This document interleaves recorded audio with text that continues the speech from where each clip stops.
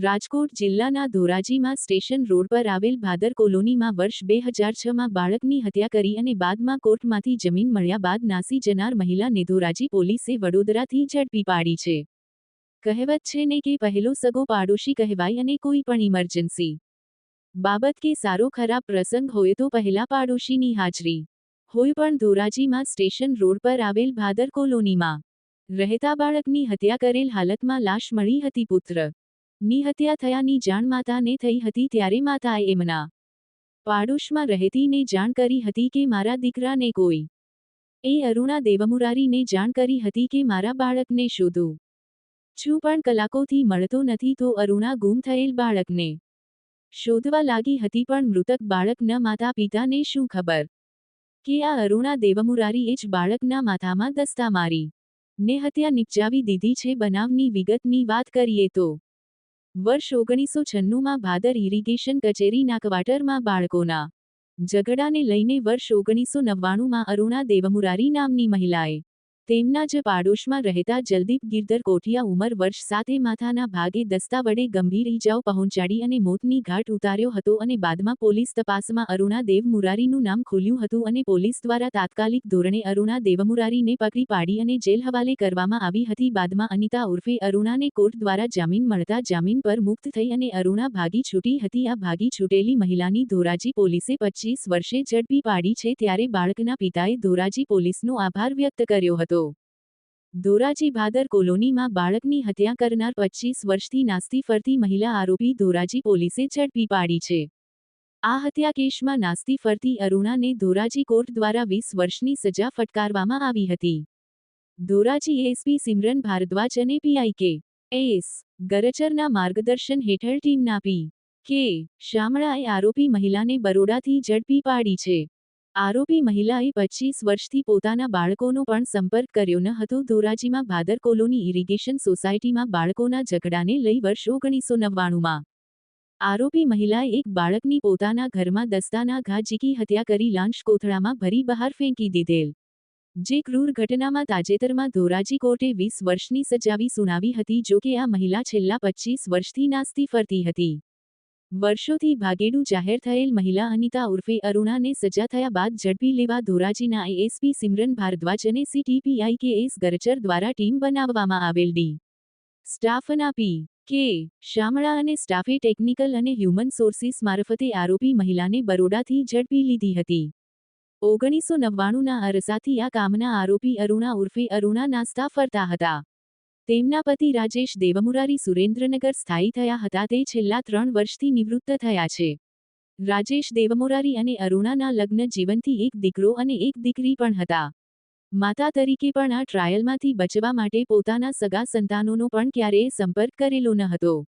વડોદરામાં અનિતા બ્યુટી પાર્લરના નામથી આ આરોપી બ્યુટી પાર્લર ચલાવી રહ્યા હતા।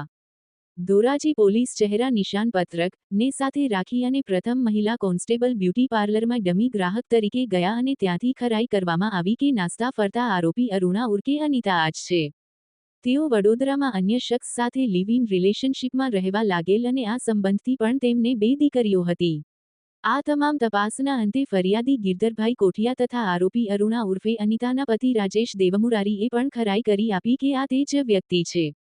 તને પોલીસે આજીવન કેદની સજાનું વોરંટ ચાલુ હોય આરોપીની ધરપકડ કરી ધોરાજીના મહેરબાન એડિશનલ ડિસ્ટ્રિક્ટ એન્ડ સેશન્સ જજ અલી હુસેન મોહિબુલ્લા શેખ સમક્ષ આ આરોપીને રજૂ કરેલા અને નામદાર જજ સાહેબે જેલ વોરંટ કરી અને આજીવન કેદની સજા ભોગવવા આરોપીને જેલમાં મોકલી આપવામાં આવી છે।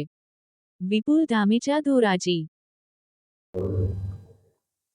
સન 1994માં ધોરાજી સિટીમાં થયેલા એક 7 વર્ષના બાળકના ક્રૂર હત્યાના ગુનામાં આરોપી અરુણા ઉર્ફે અનિતા સન 1998માં જામીન પર છૂટેલી, પણ ત્યાર પછી આ નાસ્તા ફરતા થઈ ગઈ। એના પતિ અને એના બાળકો સાથે પણ એમનો કોઈ સંપર્ક નથી હતો। ગુનાની ગંભીરતાને જોઈને ધોરાજી પોલીસ ફરીથી આપણી મહેનત શરૂ કરી। હ્યુમન સોર્સિસ પાસેથી મળી જાણકારી અનુસંધાને ખબર પડી કે આરોપી પોતાના પરિવાર અને ભાઈઓને રક્ષાબંધનના દિવસો દરમિયાન સંપર્ક કરવાનો પ્રયાસ કરે છે। આ આધારે અમે ટેકનિકલ સર્વેલન્સ થી એમનું હાલનું સરનામું વડોદરા સુધી ગોઠવ્યું। ત્યાં તપાસ દરમિયાન અમારી ટીમે એક બ્યુટી પાર્લર જોયું, અનિતા બ્યુટી પાર્લર। એ નામ વાંચીને પંક્તિઓ જોડવામાં આવી અને અમારી એક મહિલા પોલીસ કોન્સ્ટેબલ ગ્રાહક બનીને ત્યાં બ્યુટી પાર્લરની મુલાકાત લીધી અને વાતચીત દરમિયાન ચતુરાઈથી આ બ્યુટી પાર્લરની માલકીનની ઓળખ પોલીસના ડેટાબેઝમાં મોજૂદ ફોટા અને માહિતી સાથે મેળવવામાં આવેલી અને તે આરોપી અનિતા ઉર્ફે અરુણા જ હતી. તમામ પુરાવાના આધારે તરત કાર્યવાહી કરીને આરોપીને હવે કોર્ટ સમક્ષ રજૂ કરવામાં આવેલું છે અને માનનીય કોર્ટ પણ આ આરોપીને થોડા દિવસો પહેલાં જ આજીવન કેદની સજા ફટકારી છે. આમાં સારી કામગીરી કરનાર ટીમમાં ASI Parbatbhai Shamla, head constable Miraben Dangar અને પોલીસ કોન્સ્ટેબલ કાળુભાઈ દાદલ હતા. નમસ્તે, હું Kartikey Manojbhai Parekh, additional public prosecutor sessions court Dhoraji. આજરોજ ધોરાજીના મહેરબાન એડિશનલ ડિસ્ટ્રિક્ટ એન્ડ સેશન્સ જજ શ્રી અલી હુસૈન મોહિબુલ્લા શેખ સાહેબે 1996ના બનાવના આરોપી અરુણા ઉર્ફે અનિતા રાજેશભાઈ દેવમુરારીને તકસીરવાન ઠરાવેલ છે. બનાવની વિગત એવી છે કે 1996માં ધોરાજીમાં ભાદર આધુનિકીકરણ યોજનાની કોલોની હતી, જેને જૂના લોકોને કદાચ યાદ હોય કે ભાદર કોલોની તરીકે ઓળખાતા. તેમાં એક ગિરધરભાઈ કોઠિયા, રાજુભાઈ કાનાબાર અને રાજેશભાઈ દેવમુરારી, આ 3 કર્મચારીઓ આ કોલોનીમાં ફર્સ્ટ ફ્લોર ઉપર રહેતા હતા. એમાંથી બધાના બાળકો આમ સરખી જેવી ઉંમરના હતા, એટલે અનિતાબેનને એમના બાળકો સાથે ગિરધરભાઈના બાળકોને ઝઘડો થતો તે વાતનો ખાર રાખી અને એક દિવસ ગિરધરભાઈ કોઠિયાના દીકરા જલદીપને પોતાના ઘરમાં બોલાવે છે, એનું ગળાચીપ દઈ દે છે.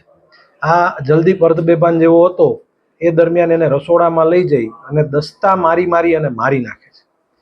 એકદમ ક્રૂર રીતે આ 5-5:30 વાગે સાંજે આવી ઘટના બન્યા પછી એ લાશને પોતાના ઘરની સુટકેસમાં રાખી દે. સાંજે 7 વાગે જ્યારે ગિરધરભાઈ કોઠિયા ઘરે આવે છે અને જલદીપ મળતો નહોતો એટલે શોધખોળ કરે છે, બધા શોધતા હોય છે. એવામાં રાત્રે 10 વાગે કાનજી શામજી કોયાણી કરીને ગ્રાઉન્ડ ફ્લોરમાં એક ભાઈ રહેતા હતા. એમણે જોયું કે આ અરુણા ઉર્ફે અનિતાબેને એક લાશને સરકાવી ઉપરથી અને જઈને જોયું તો આ લાશ જલદીપની હતી. તાત્કાલિક ત્યારના પોલીસ અધિકારી, કારણ કે ગુમશુદા દાખલ થઈ હતી, એનપી પરમાર પીઆઈ હતા, એ આવી જાય છે. આવીને અરુણાબેનની ધરપકડ થાય છે. આ ધરપકડ થયા પછી અટક પંચનામામાં અરુણાબેનના આંગળાના નખ, હાથમાં પહેરેલા પાટલા કબજે થાય છે. અરુણાબેને પહેરેલો ચણિયો પણ કબજે થાય છે. એણે એવી પોલીસ રૂબરૂ કબૂલાત આપી હતી કે ભાઈ મેં ગાઉન પહેર્યું હતું ને, મેં ધોઈને સૂકવી દીધું છે. એટલે બીજે દિવસે સવારે એફએસએલ અધિકારીની હાજરીમાં પણ ઘરનું રોજકામ પંચનામું થાય છે, જ્યાં ઘરની દિવાલો પર, કબાટમાં આ જે ગાઉન પહેર્યું હતું જાંબલી કલરનું, એમાં મરણ જનારના ચપ્પલ અરુણાબેનના ઘરમાંથી મળ્યા. અને આ બધા જ સંજોગોને ધ્યાને લઈ અને અરુણાબેને એમના પતિ પાસે એક્સ્ટ્રા જ્યુડિશિયલ કન્ફેશન પણ આપેલું હોય, એ સંજોગોને ધ્યાને લઈ અને નામદાર સેશન્સ જજ અલી હુસૈન મોહિબુલ્લા શેખ સાહેબે આરોપીને તકસીરવાન ઠરાવી અને આજીવન કેદની સજા ફરમાવેલ છે. સાહેબ, આટલા વર્ષ પછી ચુકાદાવાનું કારણ શું? અરુણાબેન પહેલો બચાવ એવો લીધો હતો કે તેઓ માનસિક બીમાર છે. એ બચાવ કોર્ટે રદ કરેલો. જે તે વખતે એડિશનલ ડિસ્ટ્રિક્ટ કોર્ટ ગોંડલ હતી અને ત્યારે રદ થયો હતો.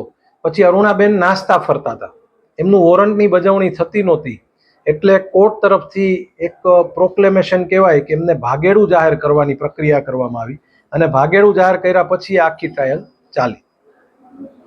તમારું નામ અને વિગત. ગિરધરભાઈ છગનભાઈ કોઠિયા. હું ભાદર ઇરિગેશન કોલોનીમાં 1996માં રહેતો હતો, ત્યાં નોકરી કરતો હતો. મારી બાજુમાં દેવમુરારીભાઈ અને એના પત્ની બાળકો સાથે રહેતા હતા. અમારા બાળકો સાથે હતા, સંયુક્તમાં બાળકો રમતા હતા કરતા. અને એની અરુણાબેન એટલે દેવમુરારીના ઘરવાળીએ મારા બાળકને એના ઘરમાં લઈ જઈ ગળા ચીપી દઈ અને અસંખ્ય દસ્તાઓના ઘા મારી અને મર્ડર કરી દીધેલું છે. જે અમને ખબર નહોતી. અમે બાળકને ગોતતા હતા પણ કંઈ પતો નહોતો લાગતો. પછી રાતની ખબર પડી કે આ બેને મર્ડર કર્યું છે. તે સિવાય એને અસંખ્ય ઘા માર્યા છે એને અને મર્ડર કર્યું છે. બરાબર. હોસ્પિટલે લઈ ગયા ત્યારે અમને ઠેઠ જાણ થઈ કે ખરેખર આ બાળકનું મર્ડર થયેલું છે. આ કેસ 1996માં ચાલતો હતો ત્યારે એને સજા થઈ હતી. 2-2.5 વર્ષ જેલમાં રહી. એ જેલમાંથી જામીન ઉપર છૂટી ગયા. જામીન ઉપર છૂટ્યા પછી લાપતા અત્યાર સુધી રહ્યા. અવારનવાર પાછા કોર્ટમાં હાજર નથી થયા. ગોતતા હતા પણ કંઈ મળતા નહોતા. એવામાં કોર્ટનો કેસ ચાલ્યો. ધોરાજી જજ સાહેબે એટલી મહેનત કરી, પછી વકીલ સાહેબ કાર્તિકેય પારેખ સાહેબે એટલી મહેનત કરી, બહુ મહેનત કરી. પછી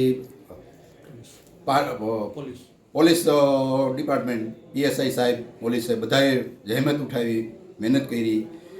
કારણ કે 1996નો બનાવો તો અત્યાર સુધી આ ભાઈ લાપતા રહી. એનું કોઈ નામ, સરનામું, એડ્રેસ, કોઈ સિટીનું નામ નહોતું. એને ગોતવી કઈ રીતે એ અસંખ્ય હતું. છતાંય ધોરાજી પોલીસે એટલી મહેનત ઉઠાવી, એને જહેમત ઉઠાવી છે. એને ગમે ત્યાંથી ગોતી અને પાર પાડ્યો અને આ કેસ અત્યારે ચાલ્યો છે. અને એ બેનને આજીવન કેદની સજા આપી છે. જે બદલ હું જજ સાહેબનો, કીર્તિભાઈ પારેખ, પોલીસ સ્ટાફનો, પછી સાહેબ બધાનો આભાર માનું છું. અને મને યોગ્ય ન્યાય મળ્યો એ બદલ હું બધાની માફી માગું છું, ક્ષમા ચાહું છું.